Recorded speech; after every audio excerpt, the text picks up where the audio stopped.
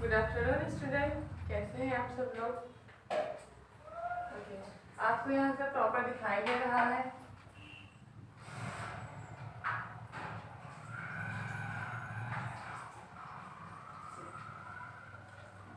Okay, और यहाँ से आपको प्रॉपर दिखाई दे रहा है?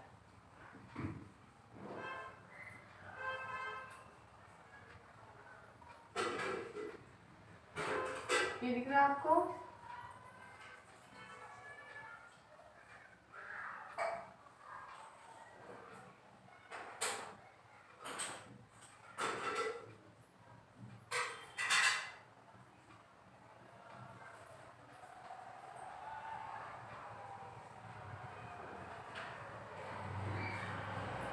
अच्छा, मुझे एक बात बताइए, इससे पहले हमने क्या सीखा था?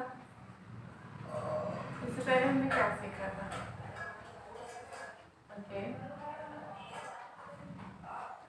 ओके, हमने ये सब चीज़ सीखी थी। ये ह्यूमन बॉडी पार्ट सीखा, पार्ट्स में कैसे कार्य होते हैं वो सब सीखा। ये सब चीज़ें हमने देखी। अब मुझे एक बात बताइए, क्या सब इंसानों के चेहरे एक जैसे होते हैं या कुछ इंसानों के चेहरे एक जैसे होते हैं? आपको क्या लगता है? अच्छा बताइए कि आपके मम्मी का चेहरा एक जैसा होता है, एक जैसा दिखता है? ओके, तो आज हम एक बहुत इंटरेस्टिंग लेसन सीखने वाले हैं जिसका नाम है आनुवंशिकता।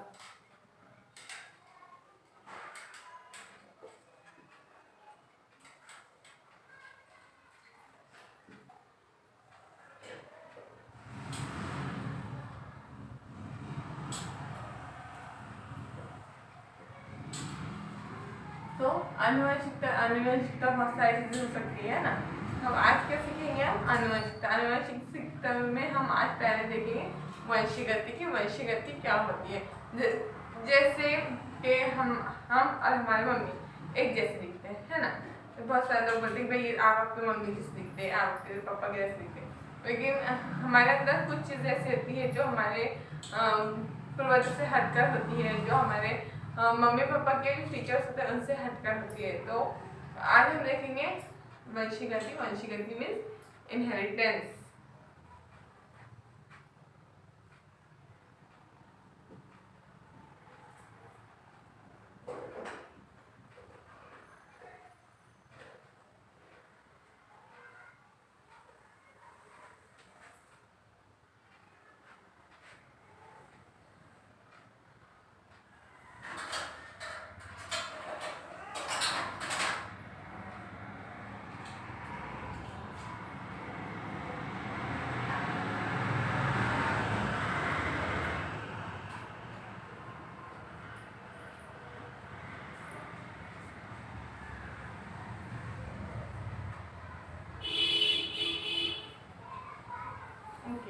तो आज हम पढ़ने वाले हैं वंशीगति।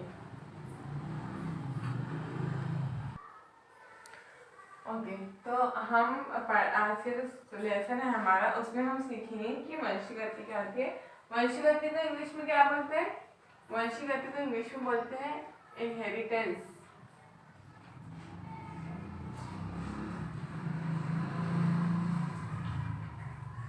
ओके, इनहेरिटेंस इसको बोलते हैं। अब देखिए कि वंशीगति एक्चुअली होती क्या है। हम देखते हैं कि आज का जो युग है इसमें बहुत सारी तो डेवलपमेंट की है, बहुत ज़्यादा तरक्की की है। तो इस तरक्की के बीच टेक्नोलॉजी ने ये भी चीज़ का सर्च किया है कि जो हम एक जैसे दिखते हैं या हम अपने पेरेंट्स से अलग दिखते हैं, या हमारे कुछ जो काम है वो अपने पेरेंट्स या हमारे पूर्वजों के जैसे होते हैं। तो इस चीज़ को भी उसने खोज निकाला है। तो साइंस की ऐसी शाखा जो कि हमारे जेनेटिक का अध्ययन करती है उसे क्या कहते हैं? आनुवंशिक विज्ञान। तो इसको जेनेटिक साइंस हम कहते हैं। तो जेनेटिक साइंस यानी आनुवंशिक विज्ञान की डेफिनेशन क्या हुई? उसकी डेफिनेशन ये कि सजीवों के गुणधर्म उनके पूर्वजों से नई संतति में संक्रामक होने वाली ऐसी शाखा जो इसका अध्ययन करती है कि कैसे पूर्वजों से उनके संतति में नई संतति में चीजें संक्रामित होती हैं। तो साइंस की ऐसी शाखा जो पूर्वजों से उसके संतति में जो कार्य है, जो सूक्ष्म भेद है, कार्य वो संक्रामित करती है अपनी नई पीढ़ी में, नई संतान में, और उसके कार्यों को खोजना, ये सब काम जेनेटिक साइंस करती है, जिसको कि हम आनुवंशिक विज्ञान कहते हैं। अब आनुवंशिकता क्या है या वंशीगति क्या है? तो जो सजीव अपने नई पीढ़ी में अपने कार्य संक्रामित करते हैं तो वो हो गए जेनेटिक। लेकिन कौन से कार्य जो एक जैसे दिखते हैं, जो डिफरेंट होते हैं? अब क्या होता है कि पुनरुत्पादन यानी कि रिप्रोडक्शन के टाइम नई संतान तैयार होती है, सबको पता है। लेकिन अगर ये अलैंगिक पुनरुत्पादन है तो इसमें क्या होता है कि पूरे सजीव एक जैसे से सूक्ष्म भेदों को छोड़कर एक जैसे होते हैं। लेकिन अगर लैंगिक पुनरुत्पादन है तो इसमें जो होता है तुलनात्मक तौर पे इनमें भेद पाए जाते हैं।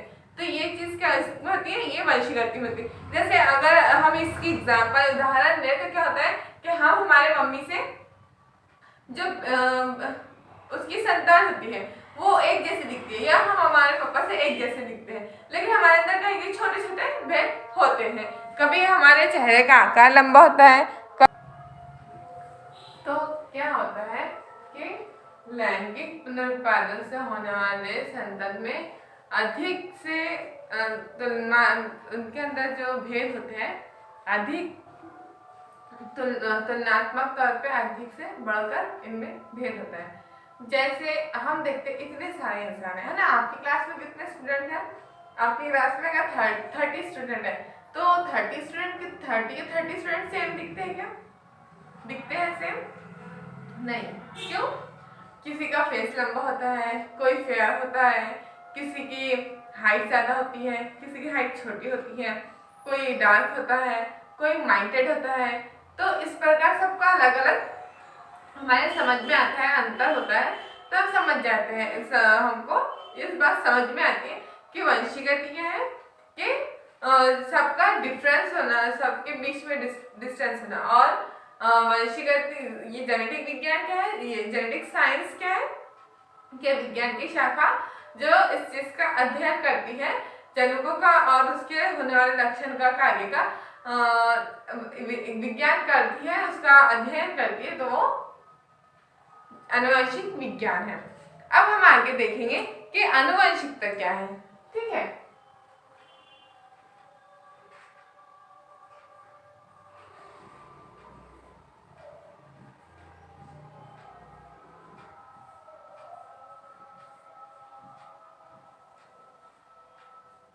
अच्छा, कभी आपने गौर किया है क्या कि कर्ली बालों पे कभी आपने गौर किया है? आपने देखा किसी के कर्ली बाल? ओके। और आपने कभी इस चीज पे गौर किया क्या कि कोई स्टूडेंट की जो हमारी ईयर लूप होता है कान का, तो वो किसी का जुड़ा होता है, किसी का खुला होता है। कभी आपने ये इसका अध्ययन किया, गौर किया है ना? और एक और चीज होती है क्या? Rolling of tongue. कि बहुत सारे स्टूडेंट ऐसे होते हैं जिनके के जो हमारी टंग है वो रोल नहीं होती, ऐसे ट्विस्ट बोलते हैं ना, ट्विस्ट आता है, तो ट्विस्ट नहीं होता बिल्कुल। और कुछ स्टूडेंट ऐसे होते हैं जिनके, बहुत कम स्टूडेंट ऐसे होते हैं जिनकी जो टंग है वो ट्विस्ट होती है इस प्रकार ऐसे। तो ये क्या है? आनुवंशिकता के बालों का कर्ल होना, ये भी आनुवंशिकता है।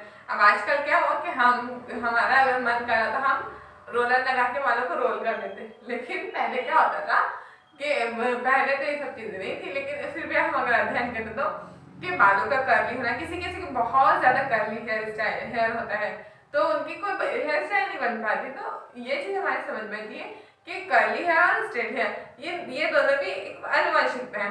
क्योंकि कर्ली हेयर का क्या होता है, अगर हमारे पूर्वजों में से किसी, जैसे हमारी मम्मी है, हमारी दादी है, उनके बाल कर्ली है तो हमारे बाल भी कर्ली होंगे। या अगर हमारे ननियाल में नानी के यहाँ पे किसी के बाल कर्ली है तो हमारे बाल, अगर हमारी बहन के किसी के बाल कर्ली होते हैं, यह है आनुवंशिकता।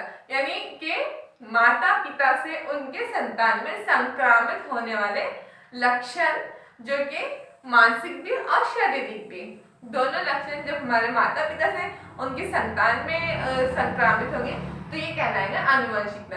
जैसे कुत्ते का बच्चा वो कुत्ता ही होगा, कबूतर का बच्चा कबूतर ही होगा, है ना। तो ये चीजें हैं आनुवंशिकता, ये आती है आनुवंशिकता में कि माता पिता से उनके संतान में शारीरिक और मानसिक लक्षण का संक्रमण होना, ये आनुवंशिकता कहलाता है। अब हम देखेंगे कि आनुवंशिकता के लक्षण क्या है। अब हमने देखा कि आनुवंशिकता क्या है, अब हम देखेंगे आनुवंशिकता के लक्षण।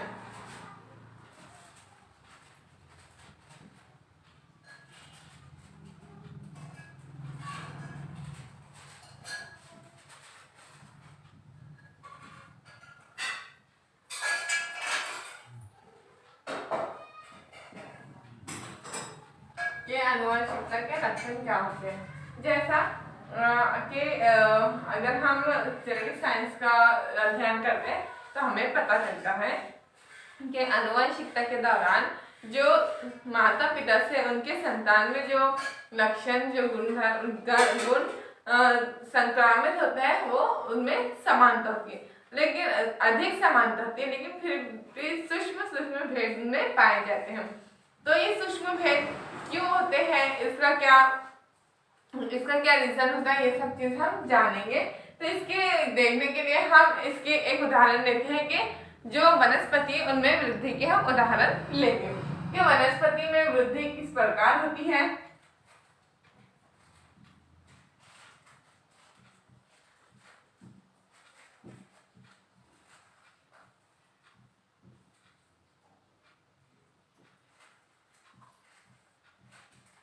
कि वनस्पति में वृद्धि किस प्रकार होती है।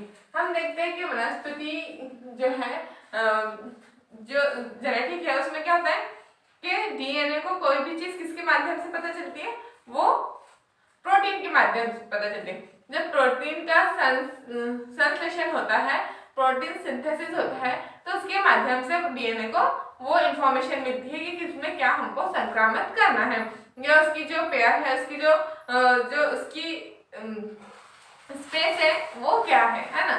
तो ये डीएनए को पता चलता है। अब क्या होता है कि वनस्पति में ये संप्रेरक एंजाइम जो है वो प्रोटीन संश्लेषण के बाद, प्राथमिक संश्लेषण के बाद जो संप्रेरक है एंजाइम है, वो कुछ हार्मोन जो तो वो रिलीज करते हैं। अब हार्मोन के कारण, संप्रेरक के कारण क्या होता है कि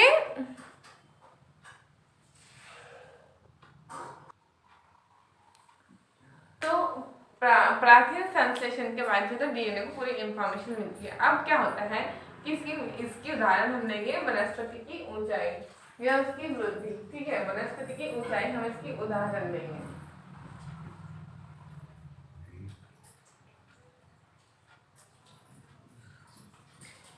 वनस्पति की ऊंचाई हम इसकी उदाहरण लेंगे। तो हम वनस्पति में हम सब को पता है कि वनस्पति में कहते हैं संप्रेरक होती है, और इसके संप्रेरक तैयार करने के लिए, वनस्पति की संप्रेरक तैयार करने के लिए संप्रेरक क्या करते हैं, उसकी वृद्धि करते हैं। अब जो वनस्पति की ऊंची है ये किस पर निर्भर होती है, जितने की संप्रेरक जो होंगे उसके अनुपात जितना ज्यादा होगा उसकी वनस्पति की ऊंचाई उतनी ज्यादा होगी। अब ये हमको पता चल गया कि उसकी वनस्पति की जो ऊंचाई है वो संप्रेरक के अनुपात के कारण होती है। अब क्या होता है कि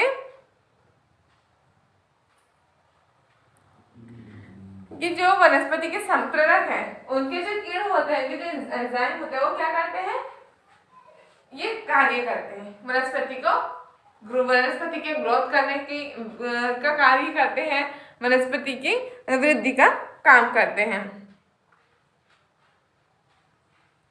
और वो क्या करते हैं कि इसको जो किण्व होते हैं संप्रेरक के किण्व वो क्या करते हैं, अधिक मात्रा में इसकी निर्मित करते हैं। जब निर्मित करते हैं तो अब हमको पता है कि वो जो वनस्पति है वो बढ़ेंगे। तो इस प्रकार हमने आज क्या सीखा कि किस तरह से डीएनए वो डीएनए के अंदर प्राचीन संश्लेषण से पूरी इंफॉर्मेशन संक्रामित होती है। फिर डीएनए जो है अपनी विशिष्ट खंड में स्पेस लेता है। इस प्रकार ये पूरे कार्य होते हैं। लेकिन जेनेटिक का अगर हम पढ़ते हैं, अब हम आनुवंशिक तो पता है उसका हम जनक क्या है कि कोशिका में जो हमारे प्राचीन संश्लेषण हो रहा है उसके अंदर एक गुणसूत्र जो होते हैं वो होते हैं, जो गुणसूत्र में के केंद्र बिंदु के अंदर गुणसूत्र होते हैं। तो हम गुणसूत्र के बारे में पढ़ेंगे कि गुणसूत्र क्या होते हैं। ठीक है,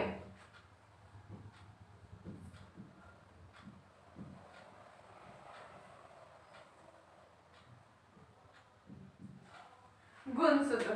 तो गुणसूत्र क्या है, ये हमारा आनुवंशिक कार्य करने में सबसे ज्यादा महत्व रखते हैं।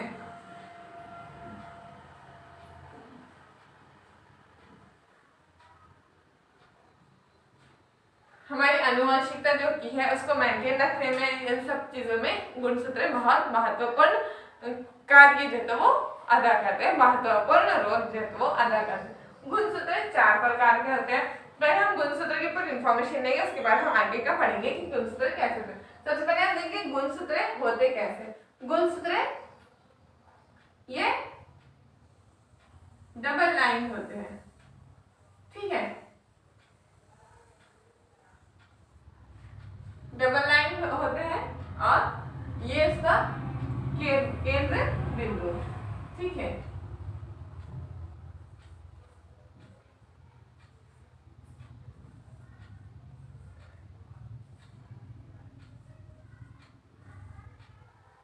ये केंद्र बिंदु है और इसकी एक भुजा होती है, एक पी भुजा एक क्यू भुजा।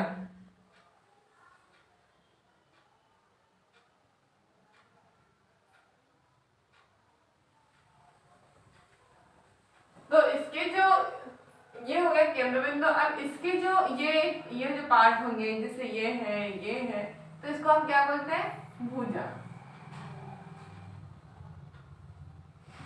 भुजा, ठीक है। तो ये कौन सी, ये हो गई पी भुजा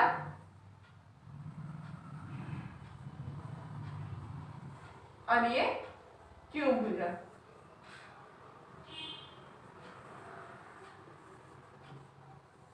अब ये जो हमारा गुणसूत्र है इसको इंग्लिश में बोलते हैं क्रोमोसोम।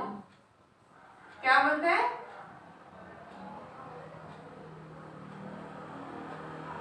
क्रोमोसोम। अब जो हमारे गुणसूत्र है वो किससे बने होते हैं, वो डीएनए से बने होते हैं। तो कैसे डीएनए से बने होते हैं, देखो कि इसकी जो क्यू भुजा है ये क्या होगी, ये पूरी ऐसे इस प्रकार, ये पूरे डीएनए से बनी हुई होगी। ठीक है, इस प्रकार ये डीएनए से बनी हुई होगी। ओके, तो ये हो गए क्रोमोसोम यानी कि गुणसूत्र। अब गुणसूत्र कितने प्रकार के होते हैं, गुणसूत्र 4 प्रकार के होते हैं। एक होता है मध्य केंद्रिक,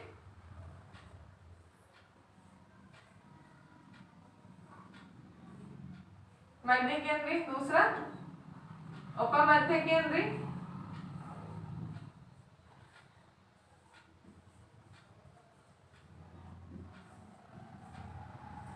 तीसरा अर्ध केंद्रीय,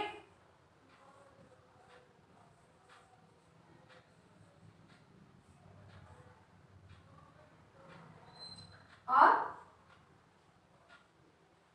चौथा अंत केंद्रीय।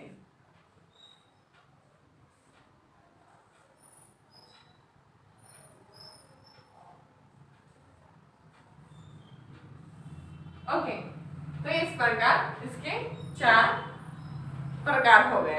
अब जैसे इसके नाम डिनोट कर रहे हैं, इसके नाम जो है कोई बात बता रहे हैं, जैसे इसके नाम रखे उपमध्य केंद्र। तो इसमें क्या होगा, उपमध्य केंद्र गुणसूत्र में कि जो ये मध्य बिंदु है इसका ये वन साइड होगा। ठीक है, और जो अग्र केंद्र है, तो जो उपमध्य ये मध्य केंद्र, तो ये कौन सा हुआ, ये हो गई पहले टाइप के मध्य केंद्र, ठीक है, मध्य में है। लेकिन उपमध्य में क्या होगा कि ये थोड़ा सा वन साइड होगा, झुका हुआ, ये बीच में नहीं होगा। अब इसी प्रकार क्या होगा कि अगर केंद्र, तो क्या होगा कि पूरा वन साइड किधर भी, या तो यहाँ होगा या यहाँ होगा, ठीक है। तो फिर इसकी डिजाइन शेप कैसे हो जाएगी, इसकी शेप इस प्रकार होगी, है ना। और अंत केंद्र में क्या होगा कि पूरा वन साइड होगा इस प्रकार, ठीक है। तो ये हमने आज की जो क्रोमोसोम है इसकी एक हमने टाइप देखे। अब अगर हम इसकी पूरी डिजाइन देखें कि किस प्रकार इसके चारों डिजाइन अलग अलग होती है। हमको ये बात हमेशा याद रखनी चाहिए कि जो गुणसूत्र है वो हमेशा डीएनए का बना होता है। गुणसूत्र का क्रोमोसोम का होता है जो हमारी कोशिका है, कोशिका के अंदर ये हमारी स्किन है। अगर हम स्किन का एक सेल ले तो सेल के अंदर होंगी कोशिका, और कोशिका के जो हमारी कोशिका है, कोशिका का जो केंद्र बिंदु है उसके अंदर होगा ये गुणसूत्र, ठीक है। हमारी कोशिका के केंद्र में होगा गुणसूत्र, हमेशा याद है। हमारे गुणसूत्र की लंबाई क्या है कि अगर हम, है ना, इसको नापे और इसको एक जगह लेके खड़े रहे और हमने जमीन के इतना पूरा एक चक्कर लगा दिए, तो भी हमारा जो क्रोमोसोम है, जो हमारा गुणसूत्र है, वो खत्म नहीं होगा। इतनी इसकी इतना लंबा ये होता है, ठीक है। तो हमने आज इस पर हमने आज क्या देखा, हमने देखा वंशीगति, हमने देखा आनुवंशिकता, हमने देखा आनुवंशिकता के लक्षण, हमने देखा गुणसूत्र। गुणसूत्र में हमने देखा कि गुणसूत्र किस प्रकार का होता है, कैसे बना हुआ था, कहाँ ये पाया जाता है। इसके हमने आज जो है तो इसके नाम पढ़े हैं। अब कल हम इसके गुणसूत्र के चारों टाइप देखें, किस प्रकार होते हैं, अंग्रेजी के किस लेटर के प्रकार के ये होते हैं, ये सब हम चीज देखेंगे। अब आपको आज के लिए होमवर्क है कि आपको गुणसूत्र के चारों प्रकार हैं इनके बारे में इंफॉर्मेशन लेकर आनी है, और आपको ये नोट करना है कि ये नोट करना है कि आपके और आपके जो पेरेंट्स हैं इनके बीच में और आपके बीच में क्या समानता है और क्या असमानता है, कौन से सूक्ष्म भेद आपके अंदर है ना। ये चीजें आपको अपने घर से कल लाकर बताना है मुझे, ठीक है। तो इस प्रकार आपके सबके समझ में आ गया होगा कि वंशीगति क्या है, आनुवंशिकता क्या है, आनुवंशिकता के लक्षण क्या है और गुणसूत्र क्या है, ठीक है। थैंक यू, धन्यवाद।